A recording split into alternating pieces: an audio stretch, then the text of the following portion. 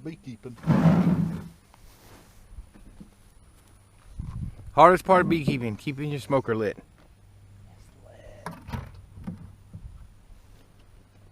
This is Barry's Best Honey, and I'm Mike, and I do bees. I'm there and I do bees too. And that's Jacob, and he's gonna do bees. He helps with bees. He doesn't like the bees, but he needs honey. We're here in Florida, and we're gonna see Theron's potato salad. You don't know what that means, do you? No. Everybody's got their own potato salad, right? There you go. We're gonna see Theron's potato salad. This is Florida beekeeping.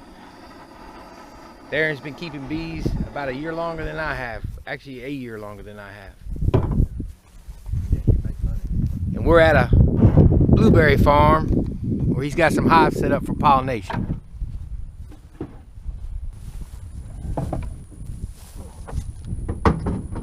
It's probably about 60 degrees. The bees are flying.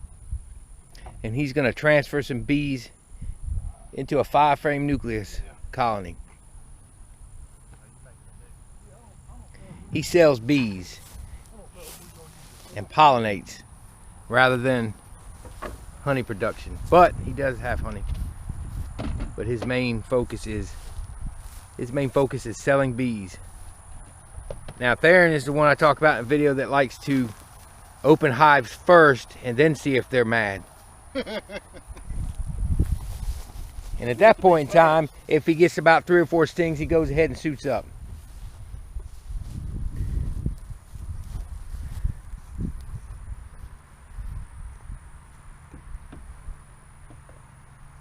So, actually there's blooms on these right now, which is unusual. This is a few of them. But blueberries will begin to bloom in February. At least in Louisiana they do. I'm not sure what's going on with this, but you'll see blooms in February. These bees will use that for buildup, and at the same time they'll pollinate this farm. This is just one stand that we're at. But this is Theron's potato salad. This is how he does it. We all find ways to keep bees in our area our way.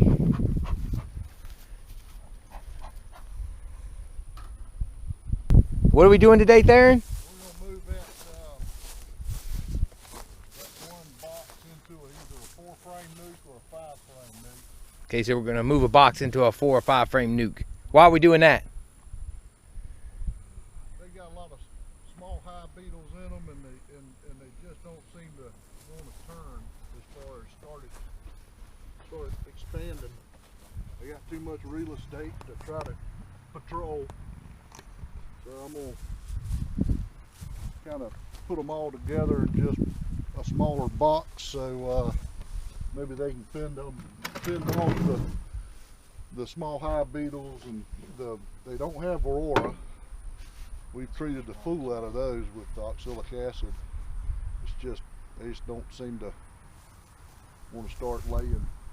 But it's also endurance, so, you know. Okay, so that's what he's saying. He's going to reduce them. We did that at my house. We're going to reduce them down to 5 frames because they just got too much space to guard against small hive beetles. They're not a strong colony.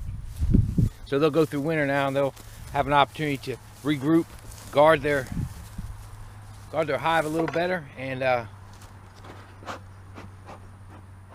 come spring, with all the blueberries blooming out here, they've got unlimited resource. They'll build right back up, and they'll strengthen, and they'll defend themselves. Because I said in that other video, these bees, these small hive beetles are not what kills the hive. They're opportunists. So if you leave a weak hive and a lot of space to guard, well, then you're going to have problems.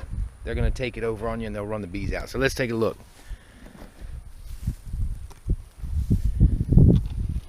He runs beetle blasters just like I do. Let me look inside those. Oh, no beetles. That's, yep. These are smart beetles. Well, that bee just got in my face. They're kind of pissy. They are, aren't they? Let me back up. I'm going to have to put my suit on. I am? No, I am. So I'm walking. There we go. He's just letting me know. Got some beetles in there? Just one? Wow. Well, they may not be, Yeah, you wait.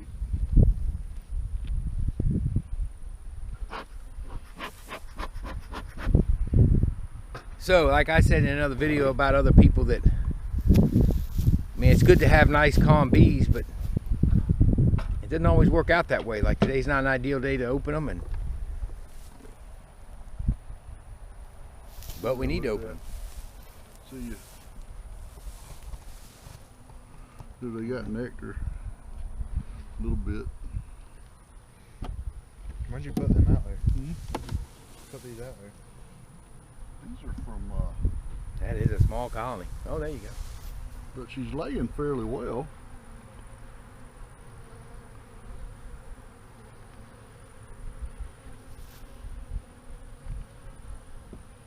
Give me a second, I'll show her. I don't think she's marked. She's marked. No, she's not. All right, so he uses thumbtacks on the front of his hives to know if he's got marked queens, if he's got situations going on. That's a good way to do business. It's easy. Yeah, they're getting a little upset now. Yeah, I'm gonna stop and back up and put PPE on. Well, Jacob took my veil, so there's no veil for me. Yeah. So he's gonna regroup here and put his, go ahead. See, that's what I mean. He waits till he gets stung. And then, at that point, he puts his stuff on. I don't do that. Okay, so Theron has suited back up a little bit better. And Jacob is fully suited. He does not like getting stung. Of course, none of us do. I don't either. And I'm not suited up because he took my veil.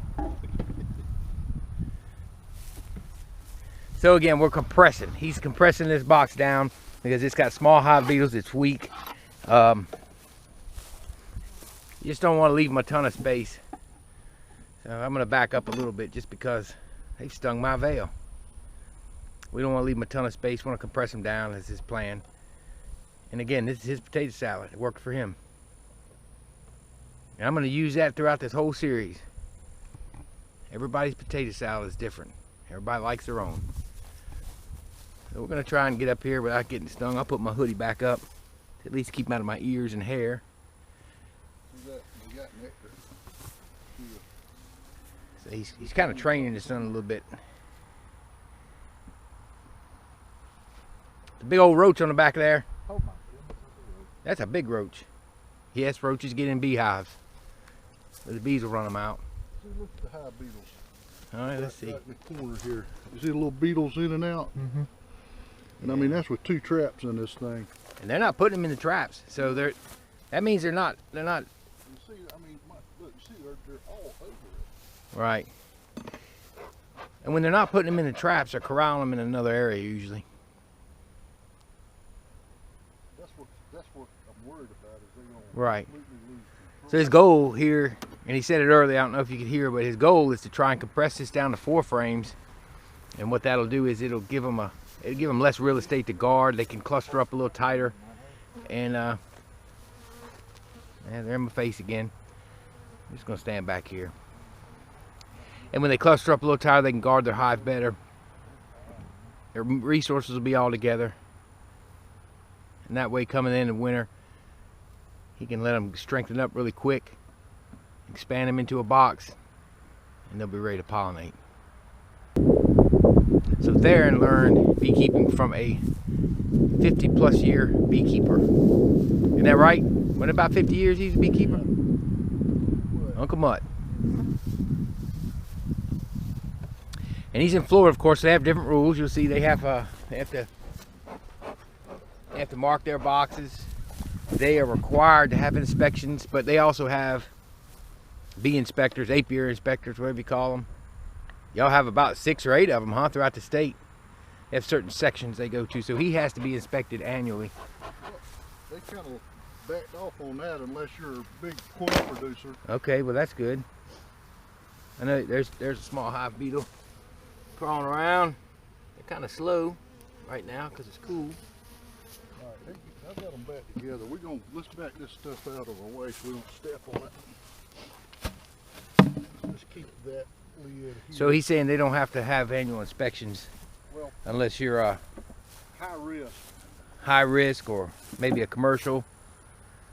But then again, when you're pollinating, who knows? But he usually has the inspector come out and take a look at his stuff. And that's a good thing. People want to keep them out of there, but really those guys, they'll help you out. Well, that was good. Shake them when I get right next to them. Keeping you on your toes, Mike. That's it. He has mean bees. They've just been messed with for the past. Yeah. Well, and they're stressed with those hive beetles. Yep. That's another thing people don't understand. Bees can be upset sometimes if they're stressed from varroa mites. They can be upset when they're stressed from small hive beetle. I mean, weather, cloudy, rainy, cold, hot. All right, so what we're going to do now, let's let them just kind of settle down, and we're going to run back through and see if we can put our eyes on the queen. He wants to spot the queen, so that's a good thing, because it's a small hive. You want to make sure you got a queen in there, because if not, you'd want to go ahead and combine it and get it on through winter instead of waste the bees. But he did see larvae, so she was there a few days ago. The rest of the hives look good and strong. What are they doing? That's probably bees from when you pulled the bottom board. They went to that board. They did? That'll happen sometimes. We'll know that. They'll figure it out. All right, so we'll see when he goes through. We'll see if we can spot the queen.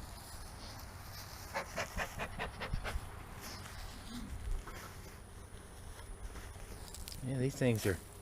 Florida tends to be really. I mean, almost a month different from us in Louisiana. But this is going into January, and we got blooms. Take them long to settle back in. So they'll be pollinating here pretty quick. So what we do is we bounce ideas over the phone between Florida and Louisiana. He tries stuff, I try stuff. We see what works. We bounce ideas and notes, and while we're geographically a month different and different flora as far as nectar flows, we still learn a lot from each other from our different areas. All right, one of your mean bees is getting on me again. I did. She doesn't want to leave. But we'll just stay calm.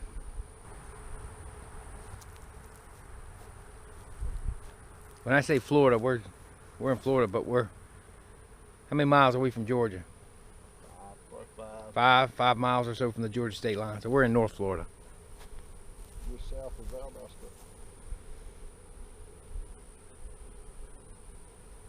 Valdosta.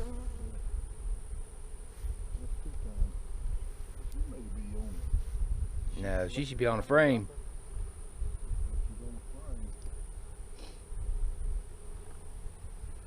So come on over here, away from your mean bees. Let's take a look. So we found the queen. That's his goal. She's right there. There she is. Yep. So he's got a good queen. A good herd of small hive beetles. That's right. He's raising small hive beetles. Boy, we're going to have a good. And so we're going to put it together. And now you've got a 4-frame nucleus colony that's going to. It's queen right. It's going to thrive a little better. We're going to be able to keep resources condensed. He's going to be able to keep the bees condensed. They're going to guard their hive better. And he's going to be set to go. So they'll begin pollinating. Once they start pollinating, he'll have to open this thing up and move into a bigger hive because they'll grow fast. But what he'll do is guarantee a compact hive going into winter. And that's what you want to do a lot of times. That's what I've learned. It works good. So it's worked for us. So we're going to put it all back together and go eat our New Year's lunch of collard greens, black-eyed peas, and I guess pork chops. Oh yeah.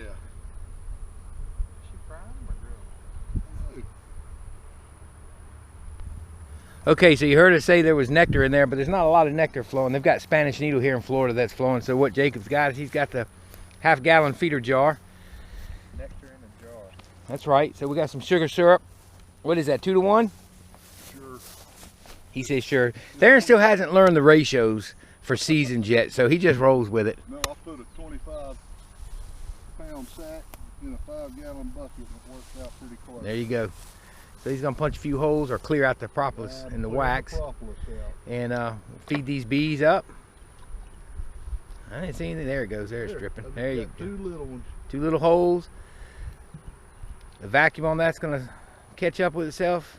He's gonna have these bees fed over the winter. He'll come back and check it. No, shoot, that little colony, it'll take them a couple days for that one probably, but they'll store that, and that'll give them stores for the winter. Yeah, that's a varroa rock. Keeps varroa mites out.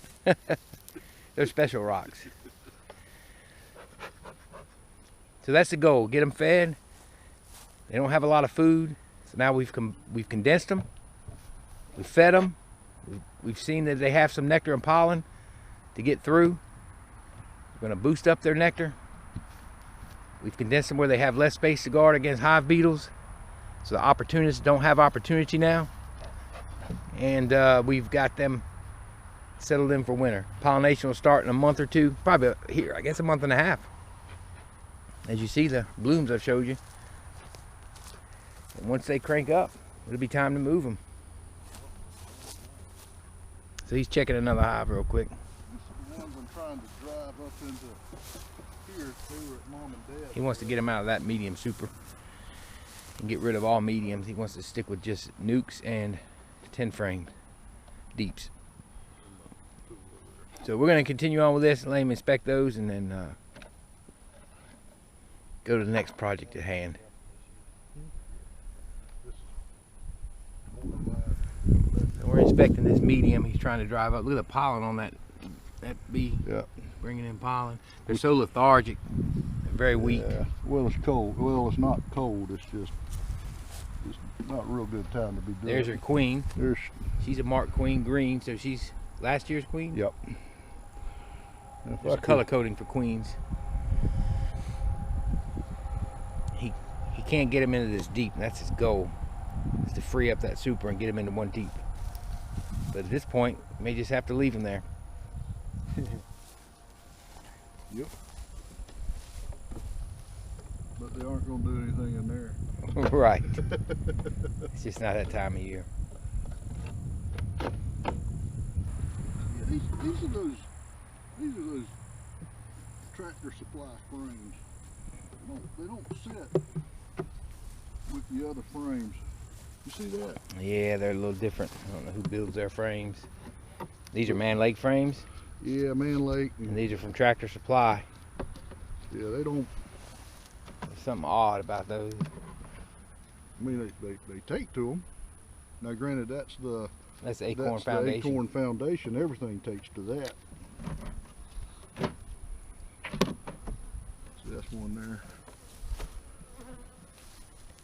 But that's Tractor Supply. This frame, these black ones or these square ones here, that's Agri Supply. That they work in a pinch. And the key to this is bee equipment is supposed to be uniformly the same, and it is for the most part. It'll work. Put my boil right. It's Barry's Best Honey. I'm Mike, and I do bees. Hello, I'm Theron. I do bees too. We do bees. And that's Jacob, and he doesn't do bees.